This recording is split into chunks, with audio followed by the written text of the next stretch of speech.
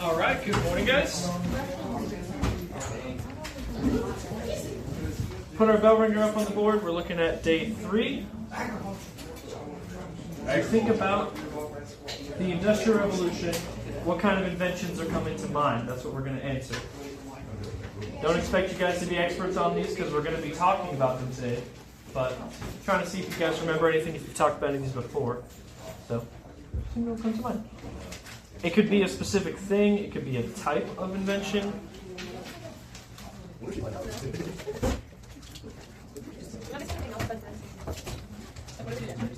Oh, yeah, I had everybody write it was a paragraph.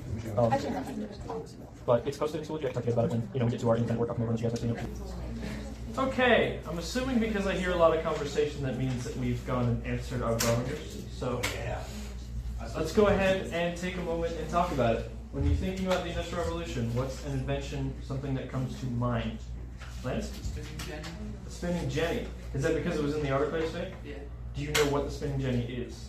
Wasn't it for like spinning the cotton or like threads or something?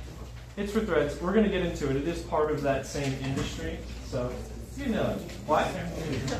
I'm sorry, what was that? Assembly line. The assembly line? Okay. That's going to be part of what's considered to be the second Industrial Revolution. But yeah, that's definitely, it's part of the same thing.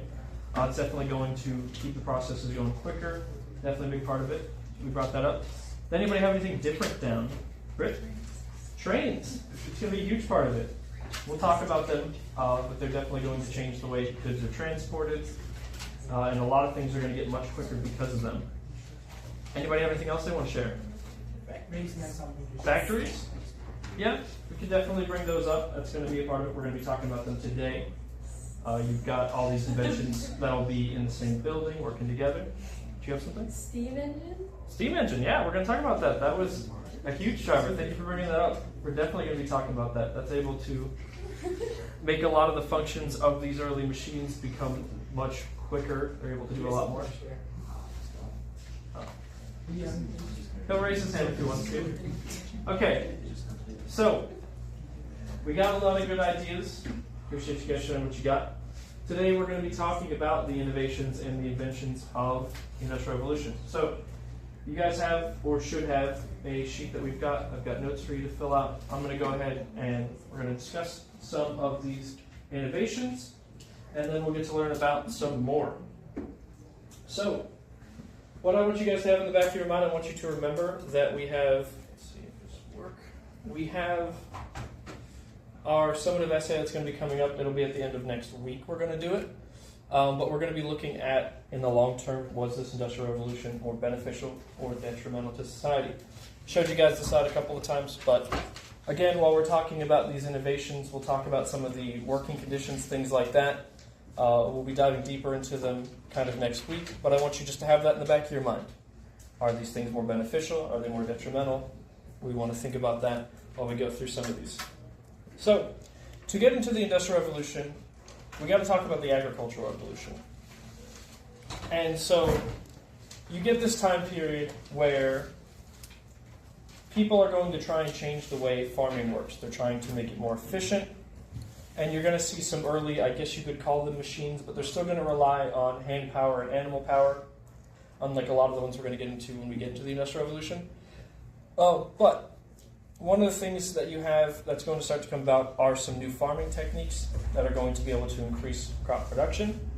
You have this idea of crop rotation. Now I know we have a lot of farms in this county. Do any of us know what crop rotation is? Why? It's the cycle of crops that they use to make a wheat, soybean, and Yeah, good. So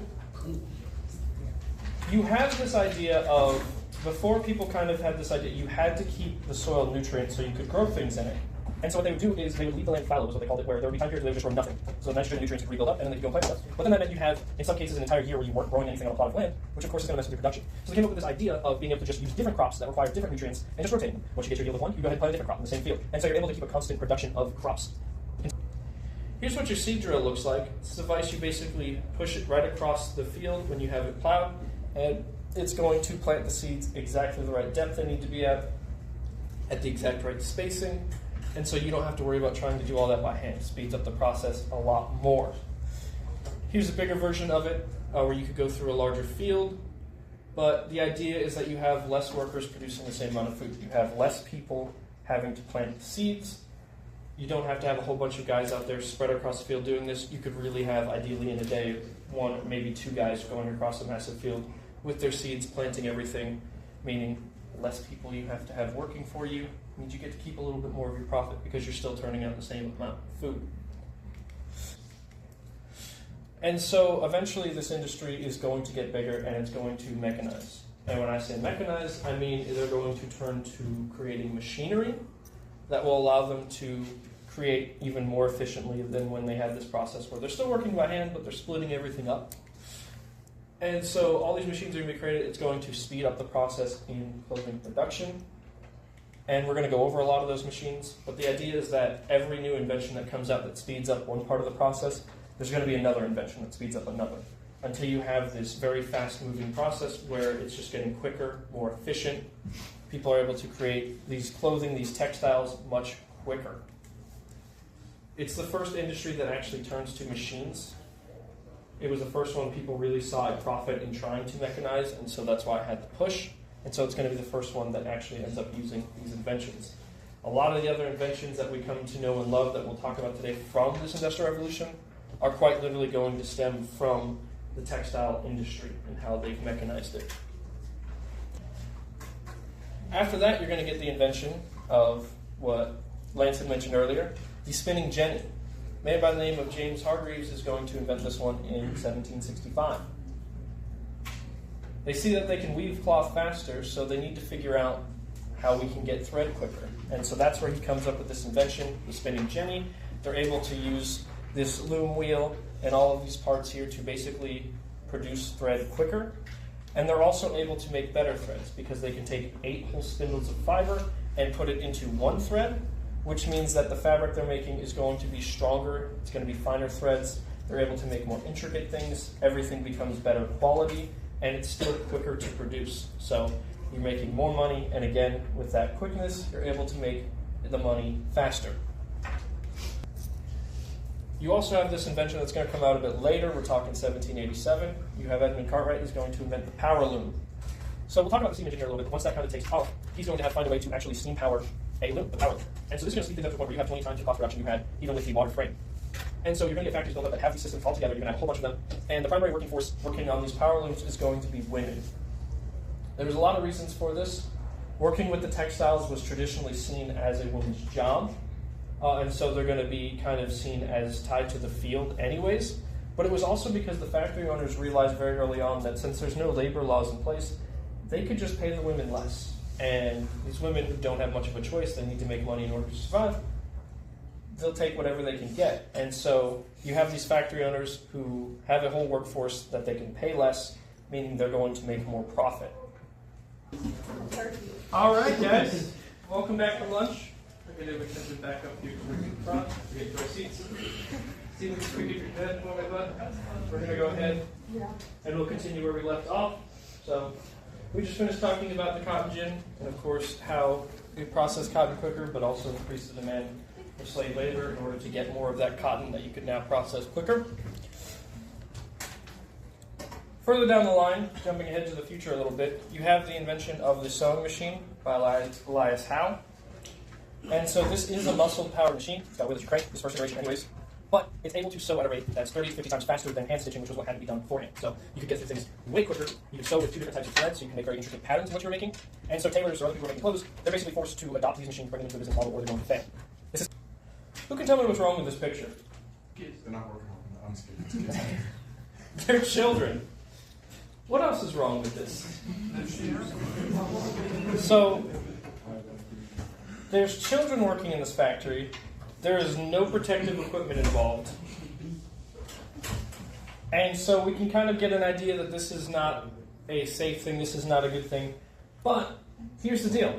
We talked about how a lot of these factory owners like to employ women because they could pay them less. That's what we talked about before we went to lunch. This is even better because what they would do, and by better I mean for them, I want to make sure that's very clear, I'm not condoning this, but what this means is that they would go to orphanages and they would say, hey, we have an opportunity for your kids to learn some valuable life skills. And so we're going to take them in and they're going to come work for us. We're not going to pay them a dime.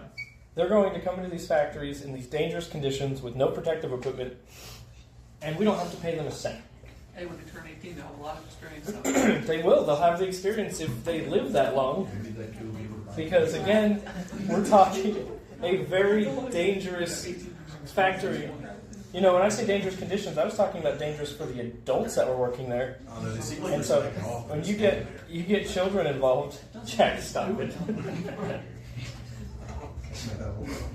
They're standing on the machines, and this is it's extremely dangerous what they're doing. And they're doing this just as long. Maybe their shifts might be a little bit shorter. You might be looking at like 8 to 10 hour days, but you're still talking about little children as young as 5 or 6 working on these machines. That are tracks, they're going to start these massive operations trying to get trains from city to city, and some of them will require them to create very elaborate bridges like this, so that way you're not impeding the flow of the water for the ships to come through this way, but you can still get across in order to bring goods by train. Now, a cool thing I like to mention about the trains is when these are first invented, they're first put together, they're able to go speeds of roughly around 30 miles an hour. And that's way faster than any human being had really gone before. You had riding a horse was pretty much as fast as you could get, and it wasn't as fast as a train. So there were legitimate concerns that people had that the human body would not be able to withstand going of speeds like 30 miles an hour. And people were genuinely terrified that it would kill people before they were actually trying out using the trains and realizing, oh, we're fine. And I always find that funny because I think about how fast we can go in cars and planes and things like that. Totally fine. But here they thought 30 miles an hour, that was going to be a deadly speed to travel. What I'm going to have you guys work on is a small group research project. It's not super expensive. I want you guys to get into groups. We can get into partnerships. If you are so inclined, I will allow you to work by yourself, although you will be creating a little bit more work for yourself. But I have sheets that I'm going to hand out that are going to detail 15 of these inventions, innovations, a lot of which we talked about today, some of which you're going to have to look into. But I'm going to come around and pass these out, and our goal is going to be to detail information about these we're working towards. So, it says there for the scenario. I want you guys to imagine that you're going to be working for the staff of National Geographic magazine, and your goal with your partner, by yourself, however you do it, is going to be writing an article titled The 15 Industrial Innovations That Changed the World. So, your job is going to be to detail some of the information about these innovations, and then eventually once you've got your information, you're going to rank them. 1 being the most innovative, most impactful, and 15 being the least. So, we're looking at not only what the invention does, but we're looking at how it improved the global economy, how it allowed for the exchange of money for people to make more money. And so, what I would like to do is I would like for us to do the first one together. That was what I talked about a little bit very much towards the beginning of class. So we're looking at the seed drill. Anybody remember what the seed drill does? Why? Yeah, so it plants the seeds. It goes and it's able to do them evenly spaced, and it's putting them at exactly the right depth that they need to go at. So for that first one, again, here's the seed drill itself. We see it in action. For that first category, that's what I put that it plants seeds in neat rows, the right depth and spacing. So I note that down. And so what do we have in our notes? What else does it say about the seed drill? Would you like to share that with me? I'll give you guys a moment to write it down first. When you come into that, look at your notes, look towards the top where you see the seed drill. Anybody feel free to call it out. What else do you have in our notes about the seed drill? What else does it say there?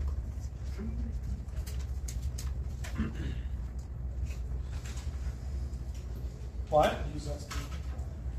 So you have less people able to do the same amount of work, right? You're getting the same amount of crop with less people needed to work on it. So if we want to take that a step further, how does that improve the economy? What does that do in terms of making money if you have less people that can do this, produce the same amount of stuff? That, real quick. I want to get through this, then once we get started, you can. What do you think, Jake? less people working on that, they can work on something else that might need more people. Okay, so in our notes it talks about how less workers are producing the same amount of food, and so we're looking at you have less people, that's less people you have to pay. So what I got for this one was that you have less workers producing the same amount of food. It cuts labor costs. That's money you get to save. You can reinvest that money. But we're talking about the global economy. You have this wide-scale exchange where there's less people needed to work the same amount, saving lots of money. Give you guys a second to get this down.